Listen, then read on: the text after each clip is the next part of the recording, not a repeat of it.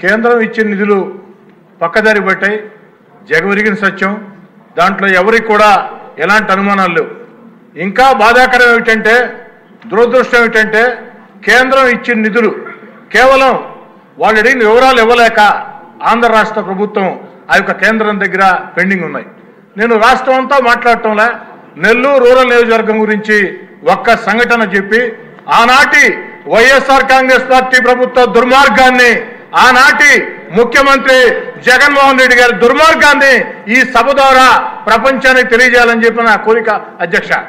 అధ్యక్ష, నెల్లూరు రూరల్ నియోజకవర్గంలో దేవరపాళెంలో నరసింహకొండ ఉంది.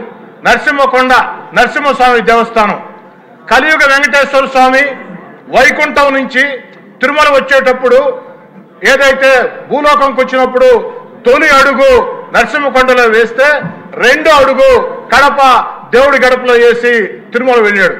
అంత ప్రసిద్ధి చెందినటువంటి పుణ్యక్షేత్రం. ఆ పుణ్యక్షేత్ర అభివృద్ధికి ఆనాటి ముఖ్యమంత్రి గారు చుట్టూ తిరిగి అభివృద్ధికి నిధులు ఇవ్వకున్నా నేను నాకున్న వ్యక్తిగత సంబంధాలతో ఆనాటి భారత ఉపరాష్ట్రపతి, ఈనాటి మాజీ ఉపరాష్ట్రపతి వెంకయ్యనాయుడు గారి సహకారంతో వెంకయ్యనాయుడు గారు తన పదవిని ఏదైతే పూర్తయ్యే కాలంలో ఆఖరి లేఖ కేంద్రానికి రాశాడు. ఇది నెల్లూరు జిల్లాలో ఉంది. నెల్లూరు రూరల్ ఎమ్మెల్యే చెప్పేది వాస్తవం. కేంద్ర ప్రభుత్వం నిధులు ఇవ్వాలంటే వెంకయ్యనాయుడు గారి మీద గౌరవంతో ఆనాడు టూరిజం శాఖ మంత్రి కిషన్ రెడ్డి గారు ఏదైతే 50 కోట్ల రూపాయల నిధులు కేంద్రం నేరుగా విడుదల చేసింది. ఇందుకు ఈనాటి మంత్రి సత్యకుమార్ గారే ఒక సాక్ష్యం.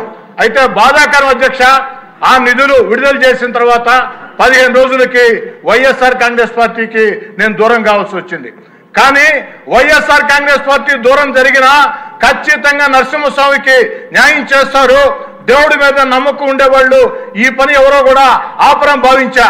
కానీ ఆనాటి ముఖ్యమంత్రికి ప్రజల మీద నమ్మకం లేదు, దేవుడి మీద నమ్మకం లేదు. దుర్మార్గంగా దాన్ని ఆపేశారు. అనేక సార్లు ఆనాటి ముఖ్యమంత్రి పేషి అధికారులకి, ఎందుకంటే ఆనాటి ముఖ్యమంత్రి పేషి అధికారులు ఫోన్లు చేస్తే ఫోన్లు ఎత్తుకోరు.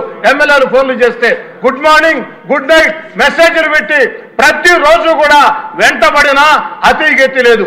ఈరోజు అది ఏ స్థాయిలో ఉంది, ఎక్కడ ఉంది?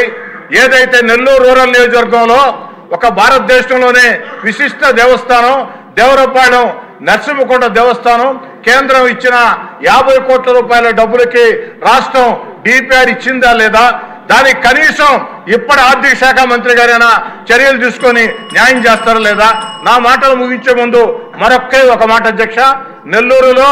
నెల్లూరు చెరువు ఒడ్డున పవిత్ర స్వర్ణాల చెరువులో అమృత్ పథకం కింద ఆనాటి ముఖ్యమంత్రి చంద్రబాబు నాయుడు గారు 2014-19 ముందు, అదేవిధంగా పొంగూరు నారాయణ గారు ఎంతో చొరవ తీసుకుని నిధులు విడుదల చేశారు.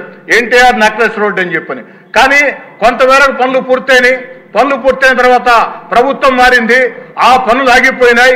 అయినా దాన్ని పూర్తి చేయాలని ఆనాటి ప్రభుత్వం ఎన్టీఆర్ గారి పేరు ఉంటే నిధులు విడుదల చేయదని నేను ఎన్టీఆర్ నెక్లెస్ రోడ్ మరియు గణేష్ ఘాట్ అని ఆనాటి ప్రభుత్వం తృప్తి కోసం అదనంగా పేరు చేకూర్చి అనేక ప్రయత్నాలు చేసిన తర్వాత టెండర్లు పిలిచారు. కాంట్రాక్టర్ టెండర్ వేశాడు. కాంట్రాక్టర్ టెండర్ వేసిన తర్వాత అగ్రిమెంట్ చేసుకున్నాడు. కానీ పనులు ప్రారంభించాల. ఇది ఎంతవరకు న్యాయం?